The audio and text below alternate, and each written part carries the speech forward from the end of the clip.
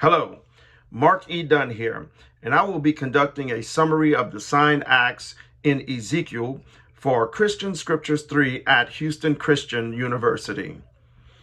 I will be selecting two sources or resources, that is, outside of the provided course material. Let's get right into it. The first source that I would like to talk about or summarize is the sign acts of Ezekiel, chapter 3, verse 22 through chapter 5, verse 17, by R. Andrew Compton. And this work is entitled The Formative Rituals of Priestly Identity. And he talks about the reconstructions of the history of the priesthood in exilic and post-exilic periods. Found this to be interesting because he mentions how the exile permeated changes to worship activities. They were exiled, so of course things were not the same. You did not have the tabernacle or the temple, that is. So those who wanted to remain close to their God and honor their God had to do it in unconventional ways, or ways that was unconventional to them at the time. And also he mentions Ezekiel's princely nature and how it was unintentionally used by him, but planned by God. Ezekiel came from the lineage of the priest, and God used this to his advantage. His initial sign acts served as creative rituals in Ezekiel's commission as a priest prophet. So he was sort of a hybrid, a priest prophet, and he interceded through symbolism for both parties. I found this to be an interesting point by Compton, is that his priestly nature was not a coincidence. God selected him, and it was by design, because he was an interceder not only for the people but for God as well. Ezekiel stood in the middle, just as a priest would in the tabernacle or the temple, and intercede for the people. Of course, we know that this can also be considered a foreshadow of the Christ, because the Christ, as our high priest, he went to the cross, shed his blood.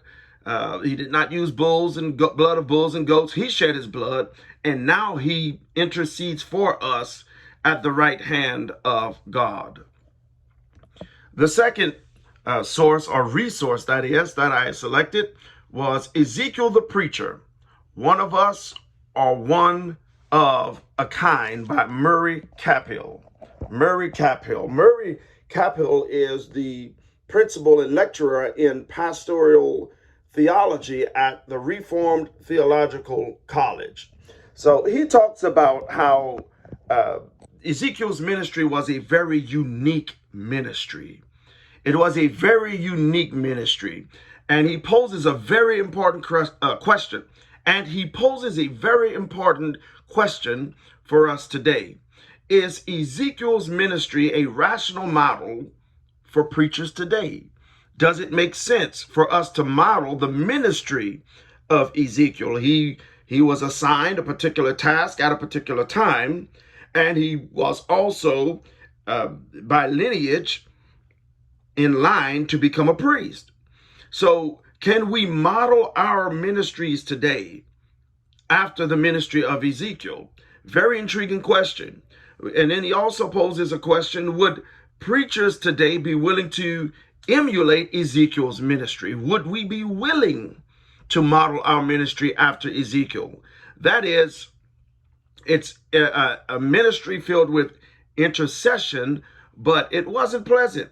It wasn't pleasant.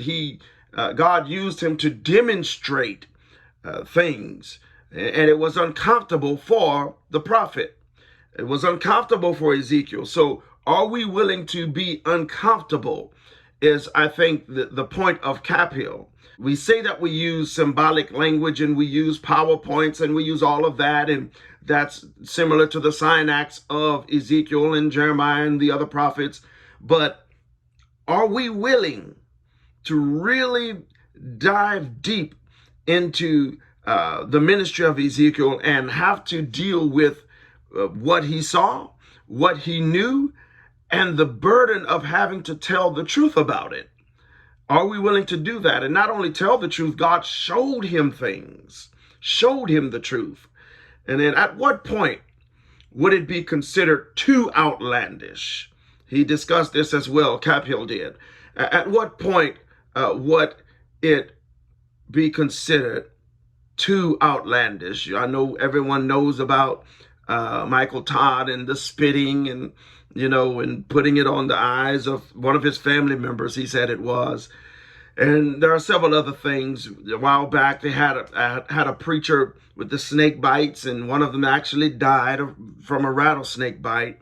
And in Africa, we have people whipping other people, and just all kinds of things are happening, and trying to use symbolic nonverbal communication or sign acts. But at what point do we consider all of this to be too outlandish?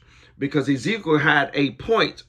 There was a point to what he did, as well as Jesus, the sign acts and the parables. He had a point. He said, I speak to you in parables so that you would understand, or to them rather in parables, so that it would be made clearer, those difficult things. So I think the point of sign acts is to take a message that may be very difficult to understand or to articulate with words and make it easier for others to understand through symbols.